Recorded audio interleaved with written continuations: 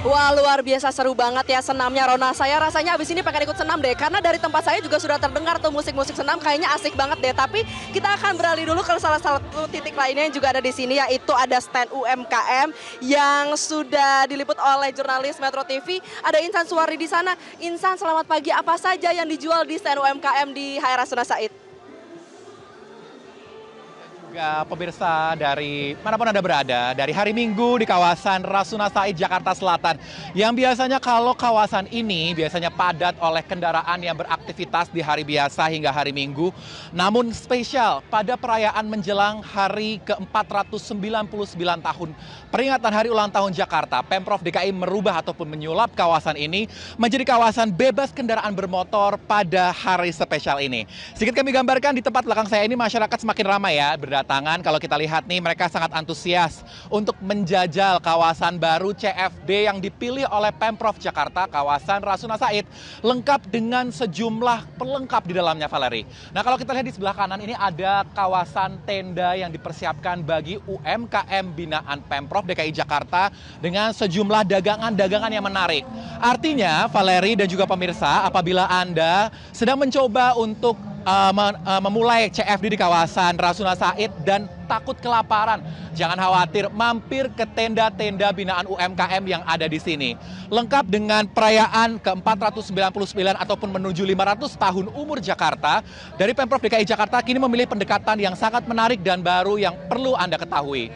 Selain menjadi salah satu momen perhelatan penting bagi menandakan umur Jakarta yang semakin matang dengan kompleks permasalahan yang ada di dalamnya, kini Jakarta juga terus memiliki pendekatan baru dengan mengangkat tema lingkungan. Di mana dari perayaan dari 499 tahun di kawasan Rasuna Said ini, dari UMKM yang ada di sebelah saya ini, tentu bagi Anda apabila ingin menjajal UMKM ini perlu penting bagi Anda untuk mengingat jaga Jakarta bersih dengan cara memilah sampah. Nah, kalau kita lihat memang dari volume sampah harian yang biasanya dihasilkan oleh kawasan Jakarta berada di angka sekitar 7.700 sampai dengan 8.000 ton sampah setiap harinya. Tentu masalah sampah ini menjadi perhatian kita semua. Tidak hanya bagi Pemprov, namun kita sebagai masyarakat tentu harus juga menyayangi bumi kita dengan cara memilah sampah dari diri kita sendiri. Nah, saya melihat tadi dari anak-anak ini cukup menarik ya, memberikan campaign kepada masyarakat untuk memilah-milih sampah. Kita akan tanya sedikit Valeria dan juga pemirsa. Halo, selamat pagi. Boleh bergabung dari dengan Kak siapa nih? Kak Najwa. Oke, Kak Najwa sama teman-teman aku lihat nih kayaknya lagi asik banget untuk memberikan campaign kepada masyarakat di kawasan CFD Rasuna Said. Kak, aku baca sampahmu tanggung jawabmu. Apa yang diperlu ketahui masyarakat tentang sampah menjadi tanggung jawab kita semua, Kak Najwa? Sebenarnya gini sih Kak, tentang sampah menjadi tanggung jawab kita semua. Karena sampah itu kan dihasilkan dari kita sendiri ya Kak. Jadi nggak cuma tanggung jawab bagi bagi para pengolah lingkungan ataupun Bantar Gebang seperti itu. Tapi sebenarnya yang bertanggung jawab sendiri itu ya kita pribadi Kak, karena sampahnya itu dihasilkan dari kita pribadi. Kayak gitu. Nah, Najwa singkat dong Najwa, gimana sih cara masyarakat memilih sampah dari diri kita sendiri supaya kita membantu mencintai lingkungan nih? Caranya gimana tuh? Singkat aja Najwa. Oke, pertama kita harus tahu sebenarnya sampah itu nggak semuanya benar-benar jadi sampah Kak, nggak semuanya harus dibuang ke Bantar Gebang. Di sini aku ada bawa papannya juga. Ternyata sampah itu ada di sini yang kita perkenalkan ada 4 jenis, yaitu ada organik, anorganik, B3 dan juga residu. Kalau sampah organik tuh contohnya kayak gimana sih? Sampah-sampah organik itu contohnya kayak sampah dedaunan Kak, sisa makanan, buah-buahan itu bisa kita olah lagi Kak.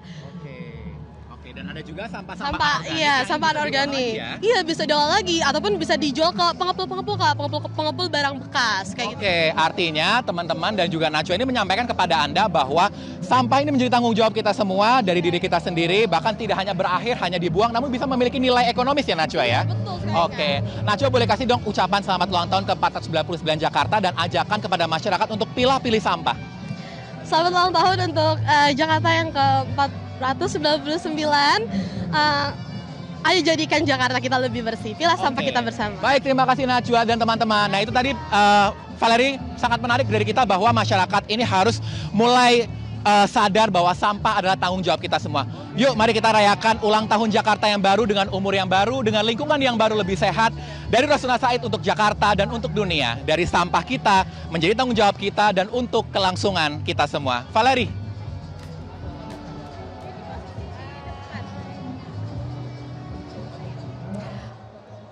Baik, terima kasih jurnalis Metro TV Insan Suwardi dan sebelumnya ada rekan Rona Marina. Selamat kembali bertugas. Pemirsa, sangat menarik yang tadi disampaikan oleh rekan Rona Marina dan juga Insan Suwardi. Salah satunya adalah deklarasi gerakan pilah sampah yang tadi juga sudah digaungkan oleh masyarakat yang turut hadir di sini. Pemirsa, pastinya adalah deklarasi gerakan pilah sampah ini bukan sebuah kebetulan karena secara sederhananya adalah salah satu wujud kita bisa menjaga Jakarta agar bersih adalah kita harus mulai pilah sampah. Dan ini juga bukan tanpa alasan pemirsa. Karena faktanya TPST Bantar Gebang saat ini sudah overload. Bahkan per awal tahun 2026 kapasitasnya ini sudah melebihi 86,4% dari kapasitas total. Bahkan juga kita tahu ya di bulan Maret lalu sempat terjadi ada longsoran sampah yang bahkan memakan korban jiwa. Dan akhirnya hari ini Pemprov Jakarta melalui Gubernur Jakarta Pramono Anung memutuskan untuk melakukan deklarasi pilah sampah dari rumah. Ini adalah gerakan yang pastinya sangat penting pemirsa dan juga sederhana. Kalau misalnya mungkin pemirsa bingung nggak gimana sih caranya pilah sampah dari rumah? Kayaknya susah deh. Gampang pemirsa, semuanya ini sudah tertulis secara jelas di Instruksi Gubernur nomor 5 tahun 2026. Tapi bagi pemirsa yang langsung mau tahu cara mudahnya saya paparin. Jadi sederhananya setiap sampah di rumah kita itu harus dibagi ke 4 kategori sampah. Ada sampah organik, sampah anorganik, sampah B3 dan juga residu. Nah nantinya per Agustus 2026 hanya sampah residu saja yang diperbolehkan untuk dibuang ke TPST Bantar Gebang. Jadi sudah tidak ada lagi open dumping per Agustus 2026. Saat ini di bulan Mei jadi masih ada waktu tapi pastinya mulai hari ini semuanya harus langsung dilaksanakan. Nah, mekanisme pelaksanaan dan juga pengawasan semuanya diperketat ya dari tingkat RT, RW, kelurahan, kecamatan bahkan sampai tingkat provinsi kota. Ini semuanya sangat penting untuk dilakukan dan bagi Anda yang tidak nurut akan ada sanksi yang tegas, tapi bagi Anda yang nurut akan diberikan insentif. Pada dasarnya adalah ini semua menjadi wujud komitmen dari pemerintah Provinsi Jakarta menyambut hari ulang tahun Jakarta yang ke-499 di 22 Juni mendatang. Bagaimana agar Jakarta ini bisa bertransformasi menjadi semakin bersih dan juga pastinya berkelanjutan ke depannya. Dan pemirsa jangan kemana-mana karena usai jeda Headline News kita akan segera kembali hadir untuk Anda. Tetaplah bersama kami.